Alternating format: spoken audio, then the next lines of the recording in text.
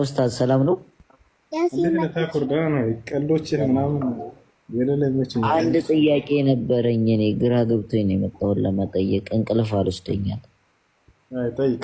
ነብይ ናቸው ብዬ መሰክራለሁ። ነብይ ናቸው ብዬ መሰክራለሁ። ተክቢር አላህ አክበር፣ ተክቢር አላህ አክበር። አሰላሙ አለይኩም ወራህመቱላሂ ወበረካቱ። ውድ የሪአክሽን ቤተሰቦች እንዴት ናችሁልን? ዛሬ በአዲስ ቪዲዮ መጥቻለሁ። እንግዲህ ለዛሬ ይዤላችሁ የመጣሁት ቪዲዮ ያው የሁሱ ቪዲዮ ነው። ታኩርና ሁሱ ተገናኝተዋል። እንዲህ ነው አንዳንዴ መጠየቅ ያለብን ነገር ሲኖር እንግዲህ ከሚያውቁ ሰዎች ዘንድ እየሄድን መጠየቅ አለብን። በጣም ደስ የሚል ቆይታ አድርጓሉ። እሱ ቪዲዮ ይዤላችሁ መጥቻለሁ። እንዲሁም ሰለምቲዋ አዲስ እንግዲህ ከሷ እጅ በርካታ ሰዎች እየሰለሙ ይገኛሉ። እሱንም ቪዲዮ ይዤላችሁ መጥቻለሁ። ሌሎች ምርጥና አስተማሪ ቪዲዮዎች አሉ። ታዲያ ቪዲዮ እንደተለመደው ሁላችሁም ላይክ በማድረግ እንድጀምሩ ጋብዛለሁ። ለዚህ ቻናል አዲስ ከሆናችሁ ደግሞ ሰብስክራይብ አድርጉ፣ የደወል ምልክቷን ይጫኑ። በቀጥታ ወደ ቪዲዮ። የቅርብ ሰዎቻችን ክህደት ፈጽመውብን ውስጣችን ርርድብን ብሎ ውስጣችን ቁርጥ የሚልበት ክስተት ይኖራል። ነገር ግን ያ ወደ ሌላ ግፍ አይመራንም።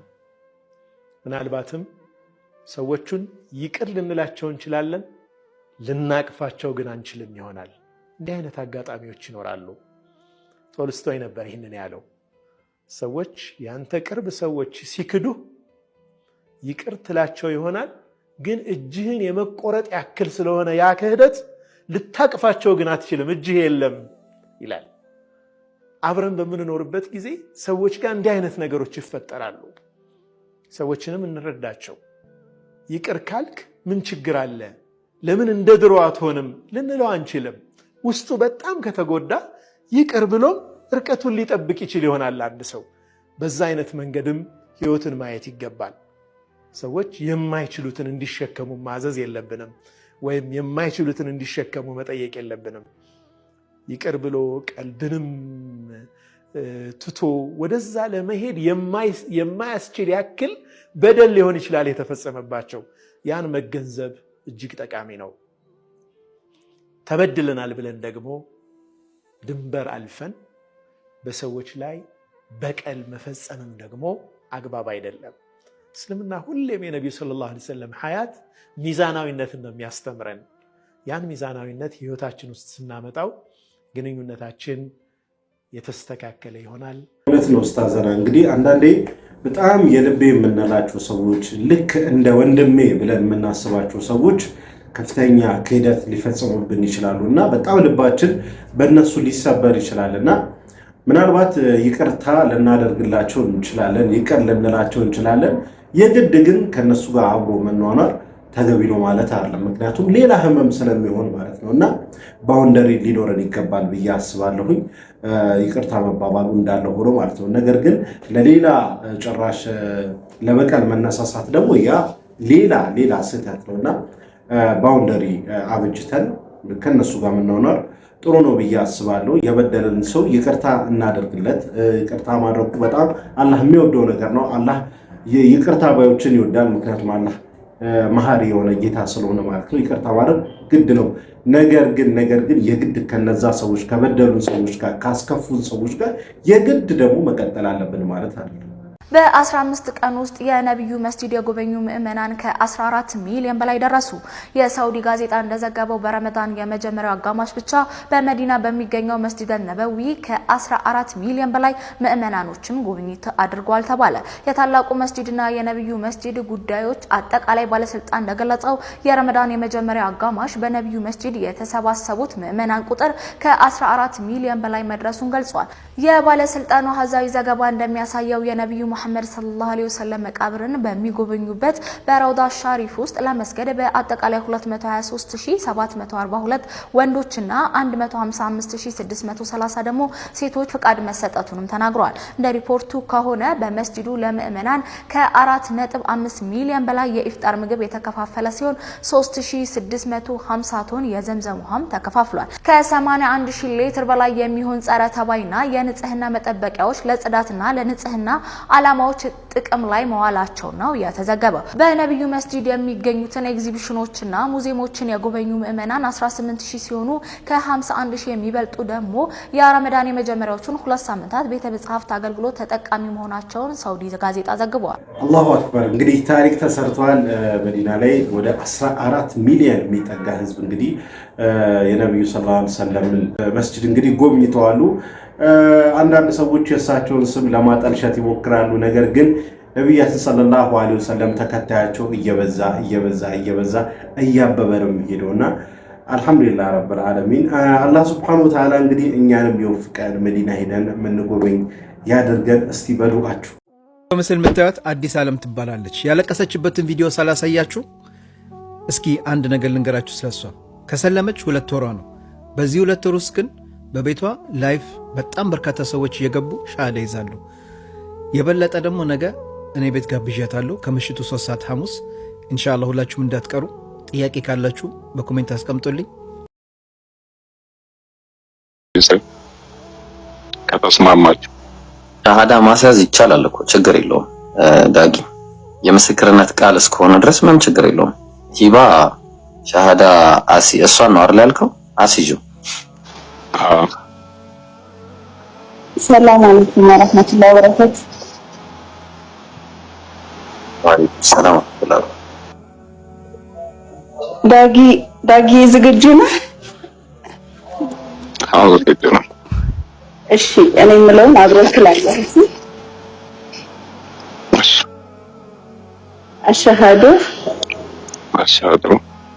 አላህ ኢላሃ ኢላላህ ወአሽሃዱ አነ ሙሐመድን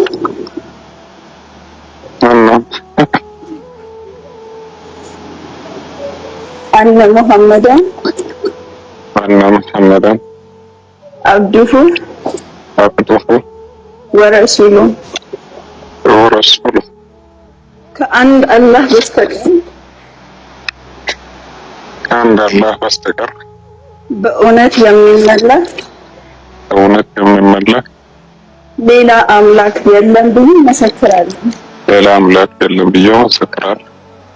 ሙሐመድም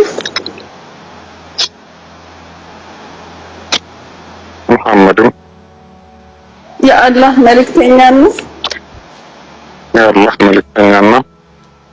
ነብይ ናቸው ብዬ መሰክራለሁ።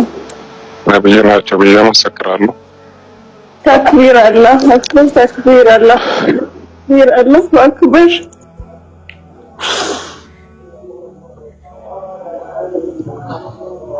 አላሁ አክበር والله كان تسلم ولدي سلم. الله اكبر الله اكبر. انتم مسلمين. الله اكبر الله اكبر ما شاء الله تبارك الله. الله اكبر الله اكبر. እኔ አላህ የዚህች ልጅ ጊዜ በረካ አድርጎታል ብዬ ነው የማስበው። አዲስ ዓለም የምትባለው ሰለምቴ ከሰለመች 2 ወሯ ነው። እየሰራችሁ ያለችው ስራ ግን እስልምና ላይ 20 ዓመት የቆየ አይነት ስራ ነው እየሰራችሁ ያለችውና አላህ Subhanahu Wa Ta'ala ከሰለመች በኋላ ያለችበትን ጊዜ በረካ አድርጎታል ብዬ ነው የማስበውና እንግዲህ ሻሃዳ እያያዘች ነው። እሷ ቤት በርካታ ሰዎች እየሰለሙ ይገኛሉ። እናም እያነባች እያለቀሰች ነበር ሻሃዳ ስታስይዝ የነበረውና ይሄን ደግሞ ብዙ ጊዜ ሰለምቴዎች ናቸው የሚያውቁት ሚስጥሩን። ምክንያቱም ልክ ሻሃዳ ሲይዙ ሁሉም ያነባሉ፣ ሁሉም ያለቅሳሉ። በአንድ ጊዜ ኡስታዝ ካሊድ ክብሮም አንድ ኢንተርቪው ላይ እየተናገረ ነበርና እንደው ሁሉ ጊዜ ደጋግሜ ሻሃዳ ቢዝ ብዬ እንኳን እንዳስብ አድርጎኛል። ምክንያቱም ልክ ሻሃዳ ሲደረግ ይሄ ያለው ስሜት ሻሃዳ ከሚያደርጉ ሰው ውጪ ማንንም አያውቀውም እያለ ነበርና አዲስ ዓለም በቅርብ ሻሃዳ ስለያዘች በቅርብ እስልምና ስለተቀበለች ስለመታቀው አብረው እያለቀሰች እንግዲህ ሻሃዳ ስታስይዝ የነበረውና እጅግ በጣም ደስ ይላል። አልহামዱሊላህ ረብል ዓለሚን። አላህ በእስልምና ኖረን በእስልምና የምንሞት ያደርገን። ኡስታዝ ሰላም ነው? እንዴት ነህ? ታኩርዳ ነው ቀልዶች ምናምን አንድ ጥያቄ ነበረኝ እኔ ግራ ገብቶኝ ነው የመጣሁት ለመጠየቅ እንቅልፍ አልወስደኛል። ጠይቅ። የውዱ የነብያችን ሰለላሁ ዐለይሂ ወሰለም እናትና አባት የት ነው ያሉት? የነብያችን ሰለላሁ ዐለይሂ ወሰለም እናትና አባት ከአህለል ፈትራ ናቸው። አህለል ፈትራ ማለት ነው ያለፈውን ነብይ ያላገኘ ቀጣዩንም ነብይ ያላገኘ በመካከለኛው ዘመን ላይ የደረሰው ማለት ነው። እነዚህ ሰዎች ደግሞ ነገ የትንሣኤ ቀን ይጠየቃሉ ከአምላክ ፊት እንጂ በቀጥታ ጀሃነም ናቸው ተብሎ መወሰን አይደለም። ይሄ ነው ጀሃነም አይደለም ነው ማለት ከአህለል ፈትራ ናቸው። አቢ ወአቡከ ፊናር የሚለው ሐዲስ ያ ነገር አባታቸው ነው የሚያሳደጋቸው። አቡ ጣሊብ እርሱ ደግሞ ቀርቦለት ነበር፣ ነብይ አግኝቶ ነበር። እርሱን እንደ አባት ይጠራሉ። አረቦች አጎትን አባት ብለው ይጠራሉ።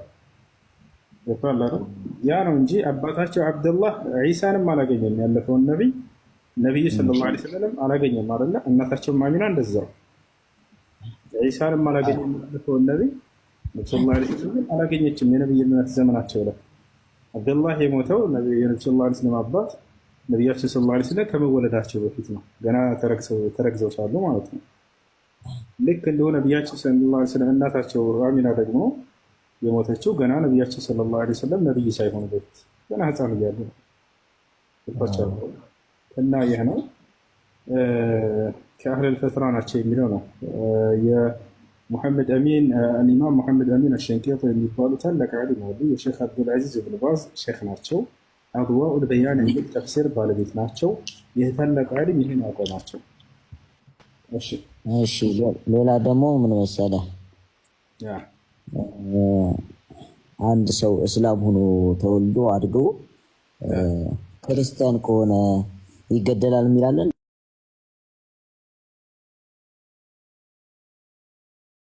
ይቁራል ይገደል የሚላለን እንደዛ አይደለም። ሐዲሱ በተለያየ ቦታ ላይ ተገልጿል። አንዱ ሐዲስ ሌላኛውን ይፈታዋል። ገብቶሃል? አንድ ሐዲስ ላይ ለምሳሌ መን በደለ ዲነሁ ፈቅቱሉሁ የሚል ሊያሳያቸው ይችላሉ። ሃይማኖትን የቀየረ ግደሉት የምትለው እሷን ቃል ብቻ ማለት ነው። ይህም ብቻ አይደለም። ነብዩ ሰለላሁ ዐለይሂ ወሰለም በዚህ ጉዳይ የተናገሩት ሌላም ሐዲስ አለ። ሌላኛው ሐዲስ ምን ይላል? አሁን ለምትጠይቅ ክርስቲያን ወደ መጽሐፍ ቅዱስ እመጣለሁ ተከታታይ። በሌላኛው ሐዲስ ላይ ነቢያችን ሰለላሁ ዐለይሂ ወሰለም ምን አሉ? ይህንን አስመልክተው ሲናገሩ ማለት ነው ይታል ላ የሒሉ ደሙ ምርኢን ሙስሊሚን ኢላ ቢኢሕዳ ሰላሳ ነው። አልነፍስ ቢልነፍስ አሰይሩ ዛኒ አታሪኩ ሊዲኒሂ አልሙፋሪቁ ሊልጀማዓ ነው።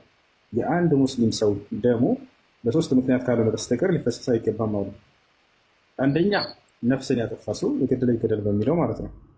ሁለተኛ ደግሞ ምንድነው? አሰይሩ ዛኒ ባለትዳር ሆኖ ዝሙት የሰራ ካሉ በኋላ ከዚያ አታሪኩ ሊዲኒሂ አሉ ሃይማኖትን ለተየተወ ካሉ በኋላ ዝም አላሉ። ይህ አንድ ባህሪ አስከትለው ተናገሩ። ስለዚህ ሰው ሃይማኖትን በመተው ብቻ ቢገደል ኑሮ ይህን ቃል ብለው ዝም ብሎ ነበር። አልሙፋሪቁ ሊልጀማዓ ብለው ይሄንን ባህሪ ቀጠሉ። እንደተመለከታችሁት ነው እንግዲህ ታኩር እንቅልፍ የነሳው ጥያቄ ነበረ። ጥያቄዎቹን ጠይቋል። ለጥያቄዎቹም ደግሞ በቂ ምላሽ አግኝቷል ብዬ አስባለሁኝ። አንድ ሙስሊም አንድን ክርስቲያን ይግደል ማለት ሃይማኖቱን ሙስሊም ሆኖ ሃይማኖቱን ከቀየረ ይግደል የሚል የለም። ምናልባት ሊጋደላችሁ ከመጣ በእምነታችሁ የተነሳ ሊጋደላችሁ ከመጣ ያው ተከላከሉ እንጂ ግደሉ የሚል በእስልምና የለም። እሱ ጥሩ አድርጎ አስረድቶታል። ከዛ በተጨማሪ ደግሞ እንግዲህ ስለ ነብዩ ሰለላሁ ዐለይሂ ወሰለም እናትና አባት ሁኔታ ታኩር ጠይቆ ነበረ። ጥሩ አድርጎ እሱ መልሶለታል። እኔ ከታኩር እጅግ በጣም ያስደስተኝ ነገር ምንድነው፣ ብዙዎቻችንን ማድረግ ያለብን ብዬ የማስበው የማናውቀውን ነገር ጥያቄ የፈጠረብንን ነገር የእውቀት ባለቤቶች ጋር ሄደን መጠየቅ አለብን ብዬ አስባለሁኝ። አለበለዚያ ያው አላውቅ የሆነ ነው የምንቀረው እና አለማወቅ ደግሞ ከተጠያቂነት አያድንም። ስለዚህ እንግዲህ ሁላችንም የማናውቀውን ነገር ግር የሚለን ነገር ጥርጣሬ ውስጥ የሚከተንን ነገር የእውቀት ባለቤቶች ጋር ሄደን መጠየቅ አለብን ብዬ አስባለሁኝ። ለማንኛውም ለዛሬ ይዤላችሁ የመጣሁት ቪዲዮ ይህን ይመስል ነበረ። ቪዲዮን ከወደዳችሁት እንደተለመደ ሁላችሁም ላይክ አድርጉ። ይህ ቪዲዮ እንዲዳረስ ደግሞ ሼር አድርጉ።